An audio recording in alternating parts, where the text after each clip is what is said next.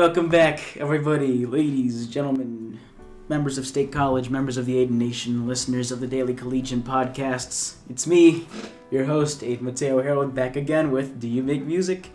And, today we're going to just ask that question again to these special guys right here. Gentlemen, introduce yourselves.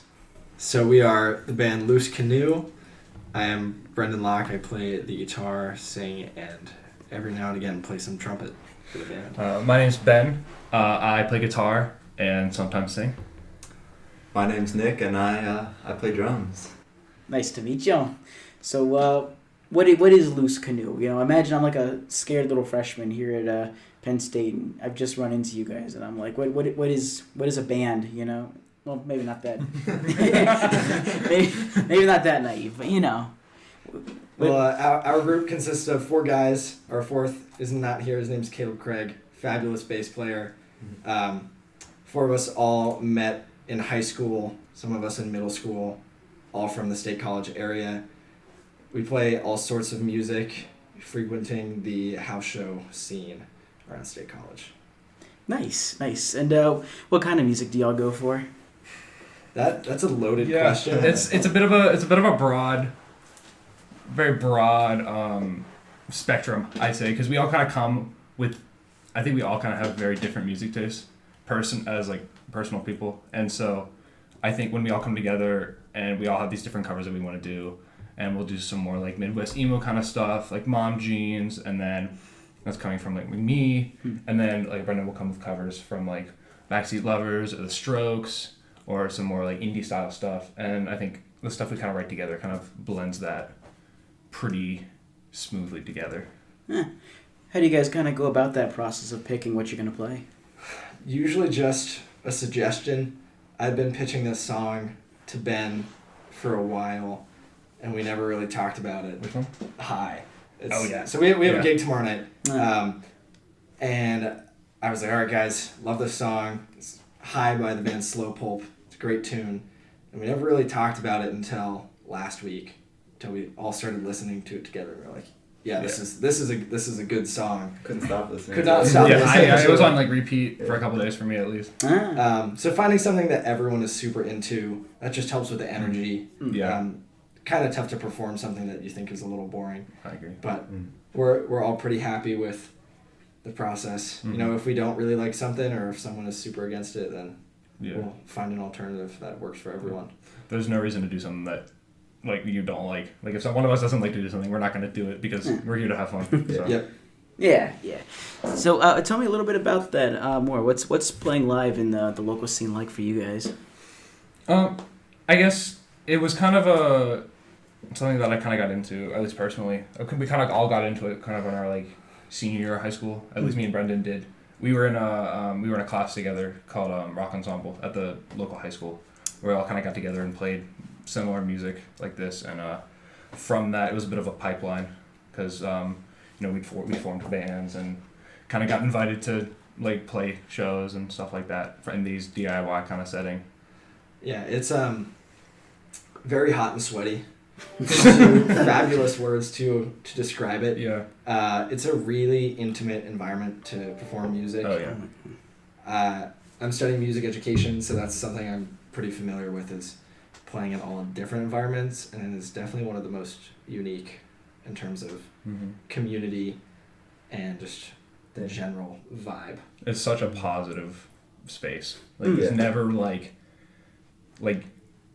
there's never like a lot of hate coming from that scene, really. Like it's all very like positive and accepting, and like everyone has the opportunity to play if they want to. Like if you want a gig, you'll get a gig. And it's a good crew. And so have you found that it's like does it change at all from year to year with students moving in and out of campus and town, or do you is there like a level of like sameness to it from year to year? I think there's like those people that are like kind of always there. There's always those like one or two. The staples. Like the staples. Those are like always there. They're usually like either live here or like have been here just for years. And like they like actively participate in organizing the shows or hosting shows. But there are definitely people that kind of like obviously don't live around State College, so they're not here over the summer, or they're just only really active during the semester that come and go. Yeah, there's definitely a few people that hang around quite a bit. People that run sound are usually around all the time, and they kind of work with Arts Fest sometimes or other local activities where they can continue to help out with the community. But it definitely changes quite a bit, even semester to semester. Oh yeah. I think the thing that changes that I've seen honestly change the most since I really got into the scene like about a year and a half ago was like the size of the scene. Like it has exploded in the past year. Yeah. Yes, absolutely. Like I wasn't too aware of that sort of scene. Yeah, it has absolutely exploded. Like the amount of bands that have been playing, like the size of the gigs, the amount of gigs, and bands coming from like bigger cities. Yeah, too. like we've seen bands from New York, like the Midwest.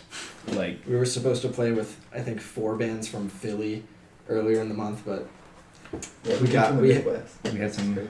Yeah, we got sick, so we had to cancel. But it was us, another local band, and then 3 or 4 bands from Philly, that's neat that we can really cool. attract. That opportunity wasn't there like 2 years ago. Oh, yeah, well, no. especially during COVID, it shut down for sure, and that's not something that I think any of us are really in tune with at that age. Oh yeah.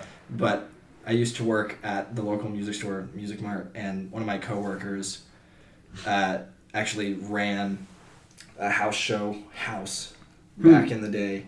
I don't know, 10 years ago or so, and it was booming then, and it's starting to get back to that point now, I think. Do you think COVID had something to do with like the repopularity of everything? Do you think people are like they're more driven to start bands now or to take these opportunities because like COVID kept them from doing it, or I anything think else? There was definitely a surge of people learning instruments during COVID. Lots of people had lots of time. I know during class on Zoom, it was muted, but the guitar amp was definitely not muted. Accidentally unmuted a couple times. Yes, quite a few. So I think it maybe allowed some people to think like, oh, this is something I could get into, and either they start a band or really start appreciating different styles of music that then they can seek out in that setting. I agree. And what about the rest of y'all? How was it? How's coming out of COVID been for you guys in terms of being musicians and getting involved with the scene? I definitely think I was kind of starting to really get into playing the guitar kind of right around when COVID hit. My sophomore year of high school was actually when I joined rock ensemble and really started to play the guitar. I'd been playing for maybe 3 years before that, but once I joined that class, it kind of just came absorbed, absolutely absorbed in it, and kind of fell in love. And it's just that class taught me so much about how to be a musician and like how to play live. And like without that class, I would definitely not be doing what I'd be doing right now. Yeah, I've known that I wanted to do a music related career since I was like 13. So coming out of COVID, I knew what I was doing. Wanted to apply to Penn State for music ed. So nothing crazy, but that was definitely the time where in my life different opportunities started to present themselves with playing shows or writing my own music and just playing music with others. Yeah. I mean, it's definitely also, it feels like especially exciting sort of being in that environment, like going back last year after COVID, like, well, it's been a couple years, I guess, but like just like playing live, you know what I mean? Just, and especially the house show, like you were saying, it's just that close, like hot and sweaty. Yeah. Like it's so unbelievably hot, but it is so worth it. It's so worth it. No, sweaty with charm.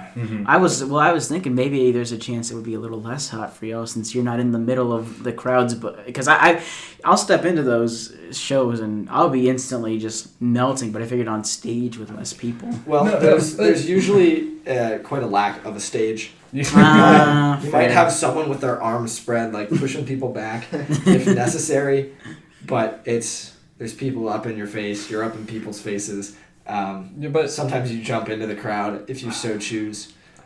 But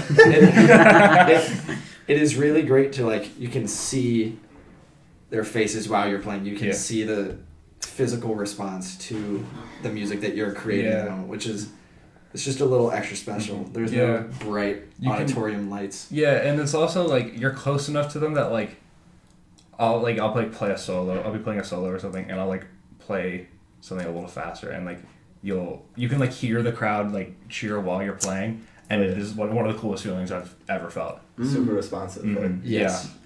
Yeah, absolutely. Yeah. How have you guys kind of learned to interact with the crowd a little bit better since you started playing shows? I definitely think stage presence is probably like the most important part of a performance. In my opinion, I feel like as long like if you look like you're into it, they're gonna be into it.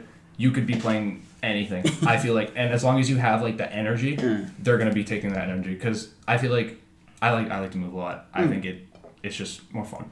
And so like I obviously don't really play like that because I mess up sometimes just because I'm like moving around and everything. But like it doesn't. No one's really paying attention. Only you are going to notice when you mess up. So the more you're into it, the better, in my opinion. I just think it just makes it a better experience. This has always been a pretty big difference between Ben and I going back as far as we started playing together. I'm much more of a stand still, let me perform, do my thing. Even when I'm listening to music, like if I go to a concert, I just want to sit and watch. I don't need to be grooving around too much. But it is definitely one of the most important parts, especially when you're that close. You got to feel it and you got to show, even if that's some screams randomly peppered throughout a song that doesn't have screaming in it. It's like just a little extra fun. Be loud. Why not? Tastefully, and have some fun. Yeah, that's the whole point. I feel like the audience, if it's clear that you're not like excited by it, like, they're not gonna be excited by it. Yeah. And there's some like stand-up aspects to it also. Like you're that close, you got your friends in the crowd. Sometimes you'll be like, you just call out one specific person, you just talk to them over the microphone, and you can just joke around. And it's nice that it's that close that you can get even more personal with everyone that's there to support. For you, Nick, what does good stage presence look like as a drummer, if I may ask? That's a good question because I'm sort of like I'm at the back, you know what I mean? Like I have you guys sort of like in front of me, like doing a lot of the energy work. But I feel like you can like when I watch a band play, like you can really feel the energy even coming from behind the kit, and that can like show in different ways. Obviously the playing, but like if you just see the drummer looking like he's really into it, like, it's just like much easier for me to get into the groove of a song and feel that energy.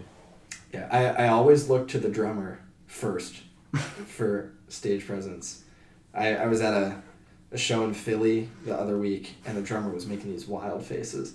So I was like, just like, they were almost grimaces, and I was like, I hope he's okay. But they were hilarious, and my eyes were on him the whole time. And I was like, this guy is killing it, and he's so into it, and it was just a little extra enjoyable to be able to see that. Well, is there like a difference between like a face of concentration and then like a face of someone who's like not feeling something? Like honestly, like not much. Sometimes. I feel like at least like guitar faces, like they will look like you are in like it looks like you're getting your appendix ripped out. Like appendix ripped out. Like the drummer drummers make like some crazy like you hear about bass face, hear about like guitar faces. It's just that stank face. It's like sometimes the riff is just a little too nasty, and you gotta express. Gotta show it. If the riff doesn't make you make a face, it's not a good riff. Yeah, I don't know what to tell you. Ben, you were talking about how this school music program taught you about playing guitars live. I'm curious if you could expand on that just a little bit for me. So it was a program that the State High offers that is kind of like any other music ensemble, but it's kind of more focused on like traditional rock music and stuff like that. So like kind of the way it works is everyone who joins the class, or most people who join the class, have an opportunity to like say, hey, I want to play this song, and we all like have this list of songs, and everyone signs up to play different parts like drum, bass, and vocals or whatever, and then you go throughout the semester, you prepare those songs, and at the end of the semester there's this big concert where everyone plays all their songs to like in the school auditorium, and we were like really really really grateful to have like such like good facilities in order to like really facilitate that. And like it was a real concert. Like there was Like we had like a nice stage. People were like under the stage. Like were people like standing or like were they sitting? Like sitting. I mean, it was just a performing arts center, just your standard, not standard. There was a balcony. It's massive high school auditorium, but stage was great. Yeah. Definitely, you're performing up there, and it was awesome. Yeah, it was incredible. That's a sort of high school, even now down to middle school course that's being offered. Definitely more so all over the country. There's this movement towards like modern band ensembles. And it's spectacular. I had a chance to be a teacher's assistant for that class my senior year and help facilitate some of the groups, and it's cool. It's a class unlike any other. Oh yeah. I was never in it, but I went to one of the shows. Like I could really only ever make it to one, but like just the atmosphere was crazy. I didn't expect it from like a school. Yeah. Like, I don't know, just Like you get all these people who are really, really dedicated to their craft into one room, and it's like magic. Magic. Yeah. And also it's like, I mean, you have the audience, it's like everyone knows each other there. Really. Yeah. So like that adds to it. Mm-hmm. Yeah. Absolutely. Well, I was just curious more specifically then, what did it teach you about playing live in particular? Like, were there challenges or just things that you weren't expecting going into it that you sort of nailed down in school and took with you into your later career? You just kind of gotta, when you're performing, you just kind of have to like just go. You don't stop thinking. Yeah. You can't think, or it's gonna is gonna not be fun because you're gonna be like, oh, I'm so worried I'm gonna mess up, and you're gonna be like not moving, and you're gonna be like freaking out the whole time. But if you just like go and don't care about messing up, it's so much more fun. No one is gonna notice that you mess up, so just keep playing. Just go. Yeah, I think That's like easily the most important thing I learned. It kind of prepares you for like every aspect of playing live, especially in that setting. Working with microphones and setting up amps and just basic repair techniques and maintenance tasks, as well as learning how to just turn off that performance anxiety and just let it out and just play.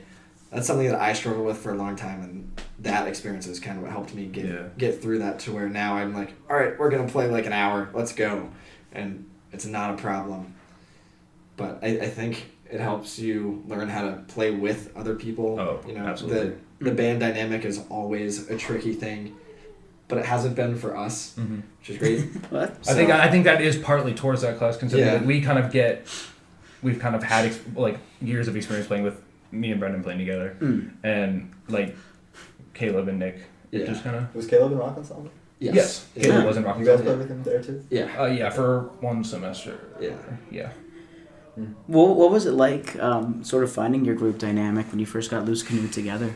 It took no work Mm-hmm. at all. I remember It just happened. the first jam session at Nick's house. Yeah. Oh yeah. Yeah. Oh yeah. Yeah. I think we had jammed a couple times beforehand. I think maybe once or twice, just kind of like talking about it. Yeah. Ben and I have always kind of just bounced ideas back and forth, and same with Caleb and I. It's like, hey man, I got this riff, check it out. It's like, dude, that's sick. And then we would just never continue talking about it. That's just kind of how it goes. Mm-hmm. But I had the idea for the band name last summer because my friends and I, we strapped this canoe to the roof of a rental minivan quite haphazardly. I was like, oh, that's a Loose Canoe. I was like, that's the name. That's it. I immediately wrote it down, and I think I texted Ben and Caleb the same night, and I was like, we need to find a drummer. We got to do this. Because we had all talked about starting something, and I've played with Nick in jazz-related groups now and again. So moving in, like I guess it was last fall, moving into the spring, we kind of nailed down like, all right, this is the crew.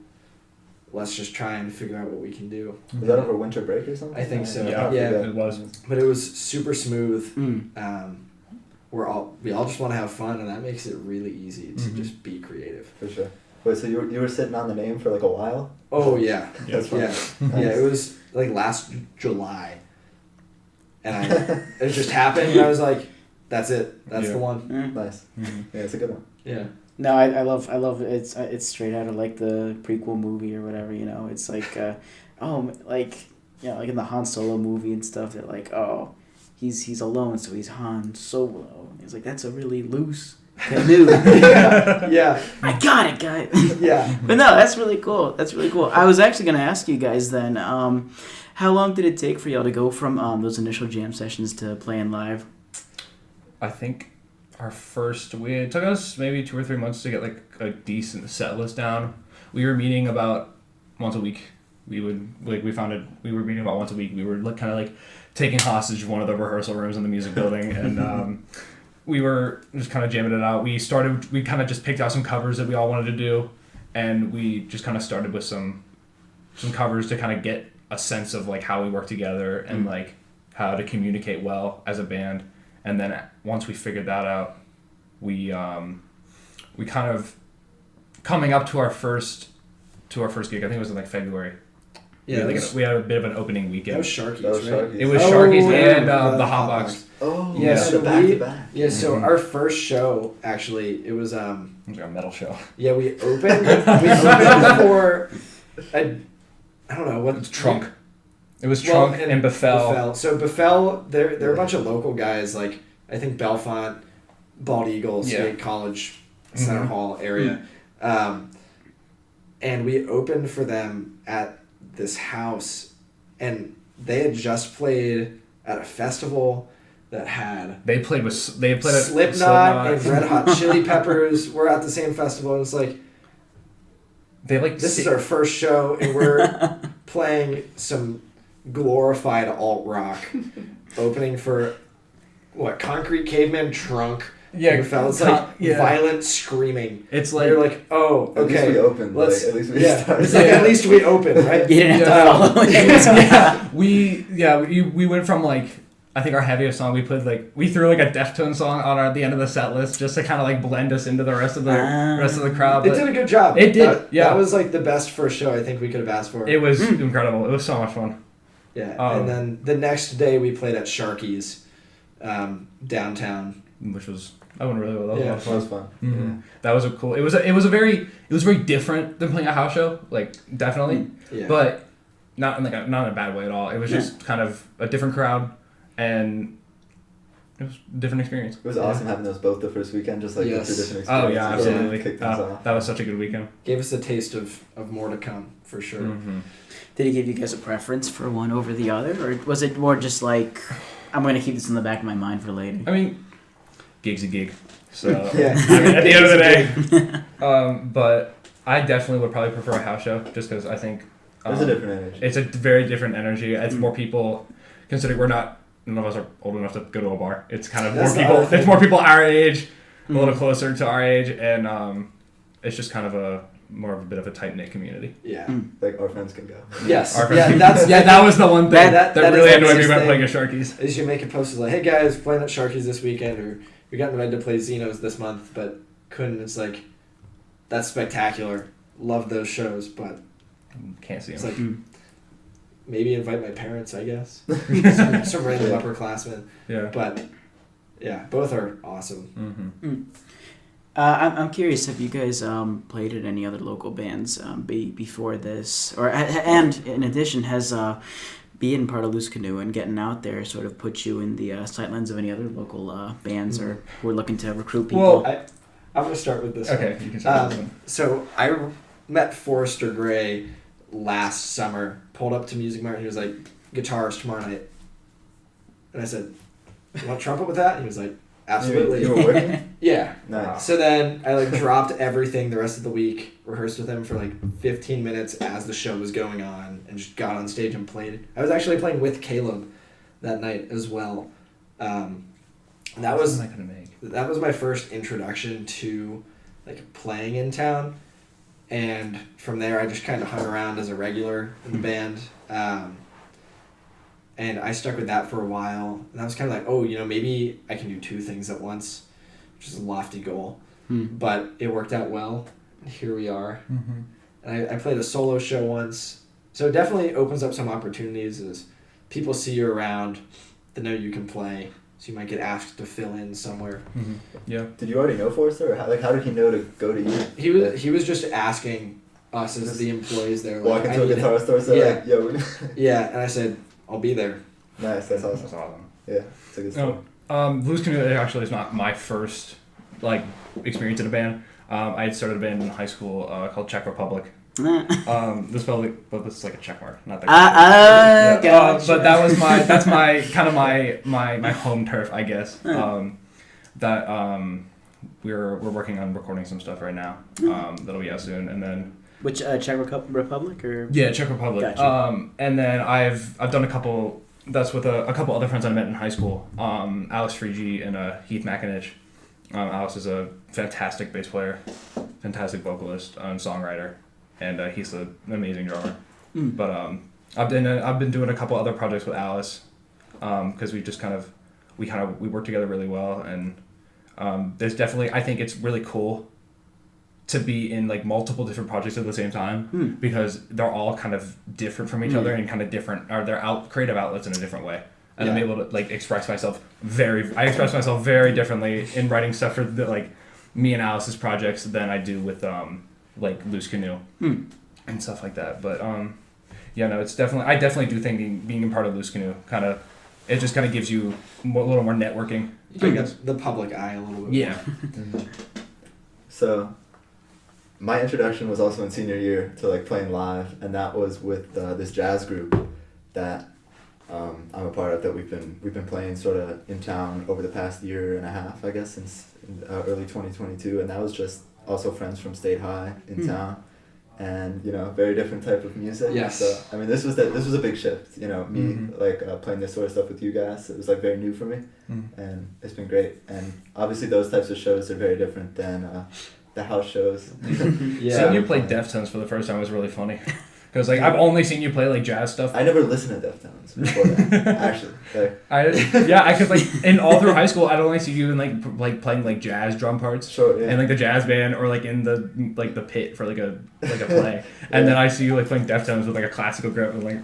Oh yeah, that's fun. Yeah, that's people so comment cool. on that. Yeah. Like the grip. Well, actually, I was just talking with the Moonshifters just a few days ago, and their drummer was Greg. Yeah, he was talking about how oh my goodness, I got notifications. He's talking about how it's kind of good to start in jazz because it gets you used to doing a lot of like different time signatures and just playing in a very different way from the traditional what you traditionally hear in like rock. So then the transition's a little bit easier. Can you attest to that at all, or was it a little weird for you to adjust? Not weird, but I think jazz is super broad, and I think it provides it is a good place to start. It's not necessarily the place to start for drummers, but like it is a good foundation for sure for all sorts of things.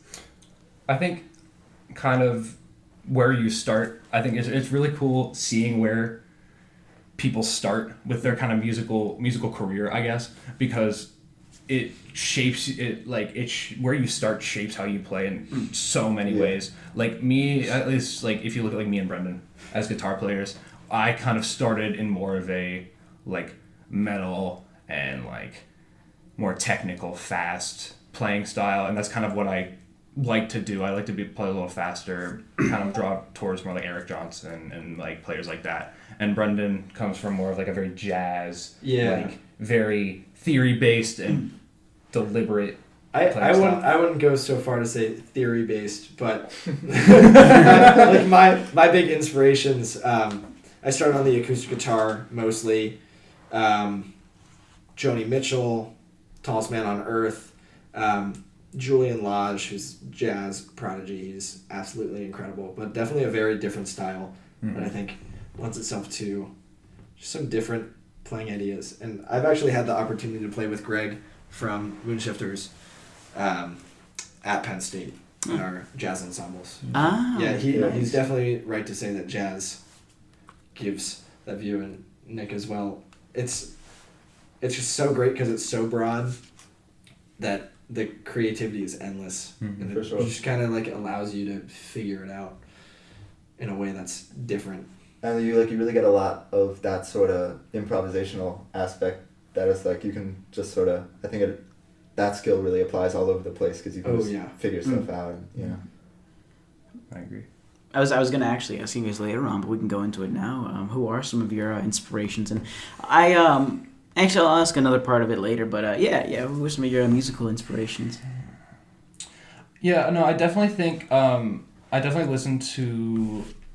I guess I draw a lot of like my songwriting inspirations from more like, I guess like Midwest emo, more like a little more out there guitar kind of styles like Math rock or yes, definitely, yeah, lots of math rock, like Pool Kids, American football, stuff like that. I definitely think that I really enjoy the guitar and that kind of stuff, and I want to play it. So that's kind of how I write. I like to write with the purpose of improving my guitar playing. So I will like try and come up with like a riff or something that's I can't play, and then I have to learn to play the riff. So it's kind of like a dual purpose for me, and I think it can make some really cool songs in the process.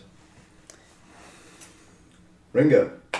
Yeah. Gotta be Ringo. I was like, my dad definitely played a lot of Beatles growing up, so that was I was listening to that probably from before I could talk. So that was just the stuff that I grew up playing all the time, just jamming in the basement, you know. And then from there, I like much later on expanded into other things. But you got a favorite drum line from Ringo?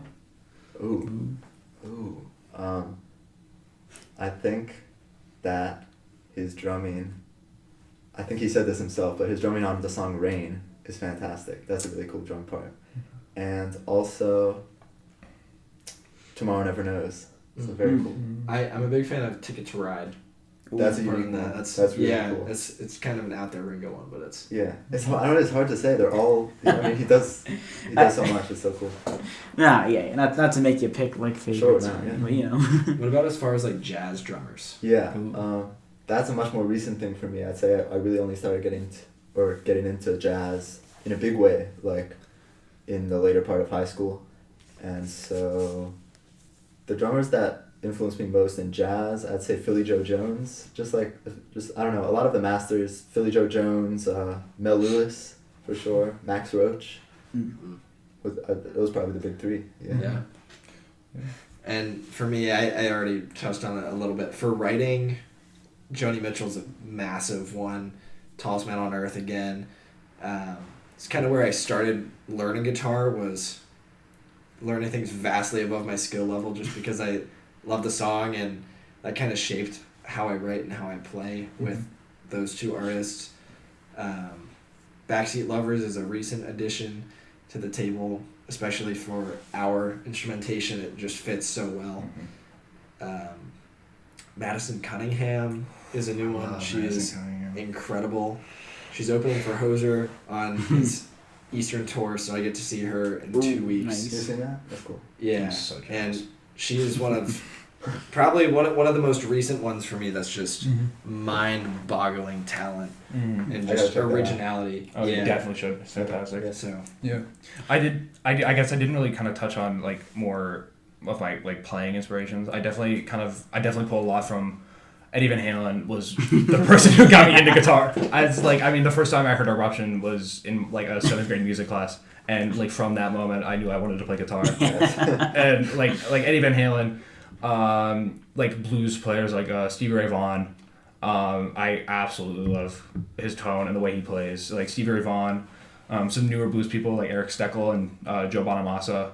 Eric Johnson is one that I've been a bit of a more recent one, and I've kind of found myself kind of drifting towards that kind of style of playing, that kind of vibe. And no, I definitely think that's kind of where I kind of come from more of like a playing perspective. Nice. Yeah, I think the one player that I always will attempt to mimic is Prince. Yeah. In terms of like you're playing or like on stage? I feel like it's a mixture of both. I mean, Prince was always out there on stage, but one of, I think, the best recordings of him is While My Guitar Gently Weeps. It's Rock and Roll Hall of Fame. If you haven't seen it, you just have to watch his solo, and it's one of the most incredible guitar performances, I think. I was gonna ever. I think I did see it. No, yeah, it's very impressive. Yeah. Very. Oh my god, and him at the Super Bowl.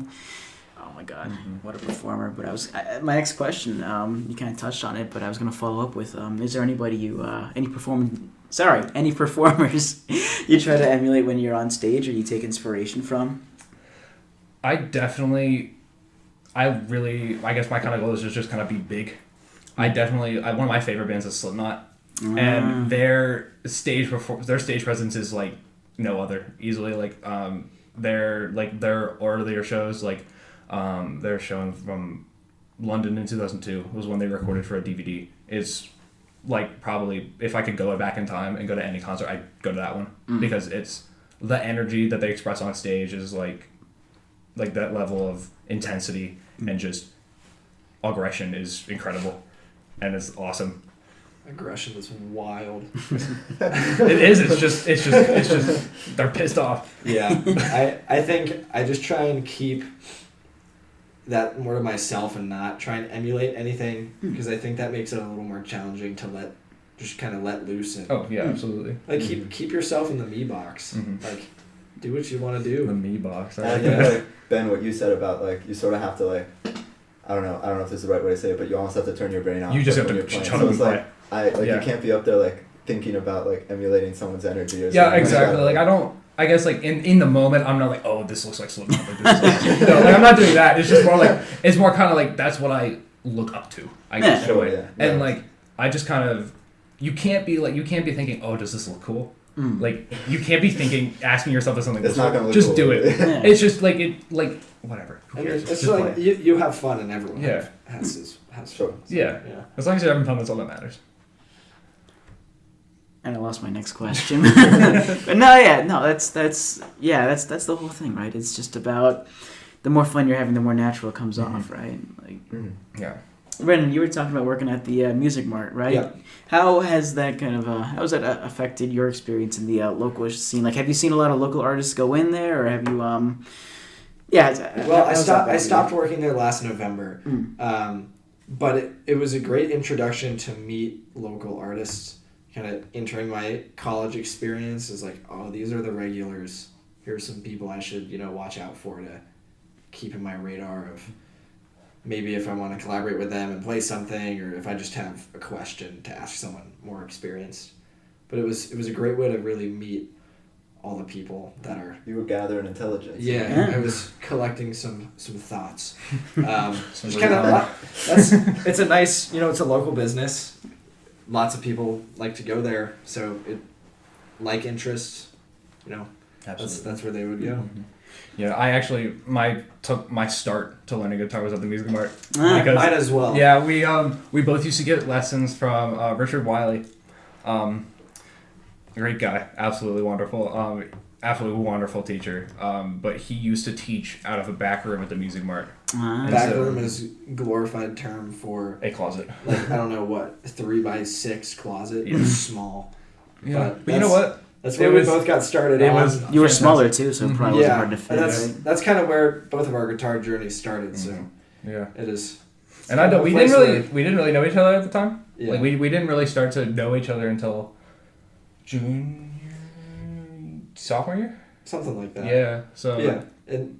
Yeah, it's kind of cool. It's kind of like it's kind of a cool thing. Yeah, it's kind of like the hub for musicians, especially ones on campus because it's within walking distance. Yeah. I remember going in there when I was like 8, and I tried to take like one of the guitars off the top, and I grabbed it in like the craziest way, and pulling it down, I like chipped it and like messed up the paint, and I was freaking out. Like I had to bring it up there and be like, "Yo, they're cool, man." Happens to the best of us. It does.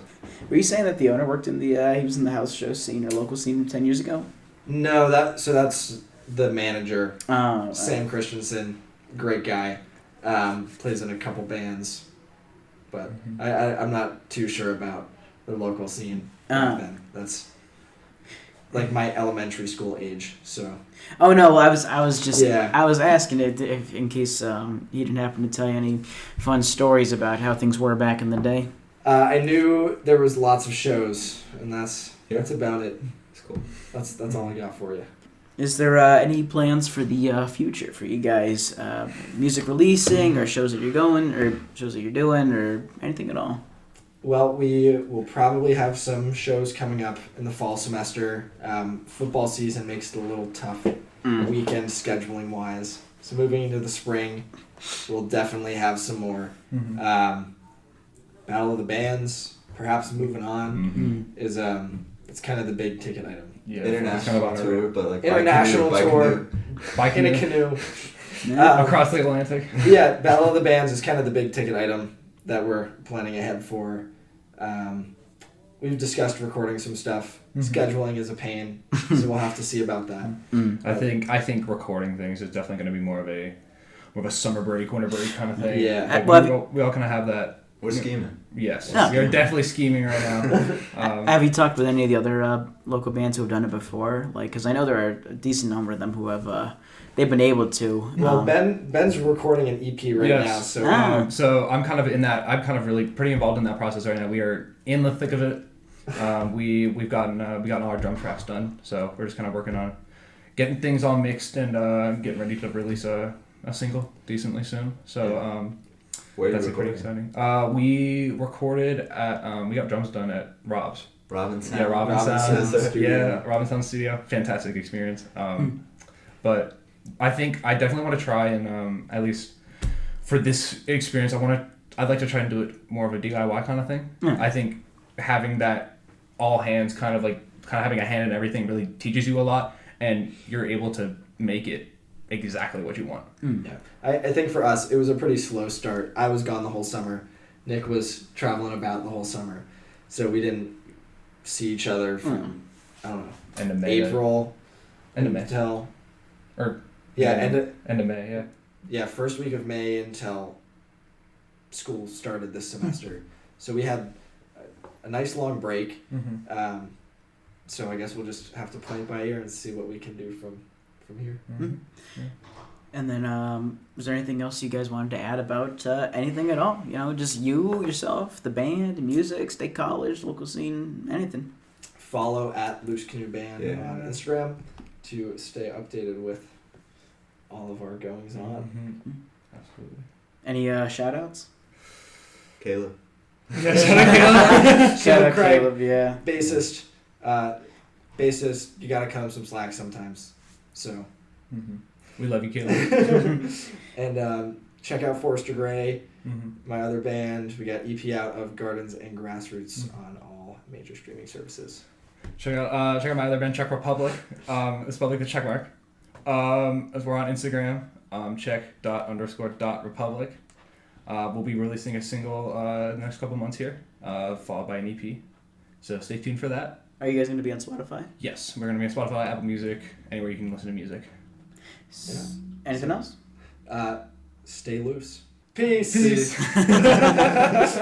Well, thank you all very much for coming on. Thank you to my lovely listeners back at home. Y'all are great. Thank you for listening so much. And have a great morning, afternoon, evening, midnight, whatever, and stay posted for future episodes. Oh, and if you're looking to follow the podcast or fill out an application form, just look on my Instagram. That's at Ayden's Portfolio, AYDENS Portfolio on Instagram. And you can apply for the show. See ya. Bye.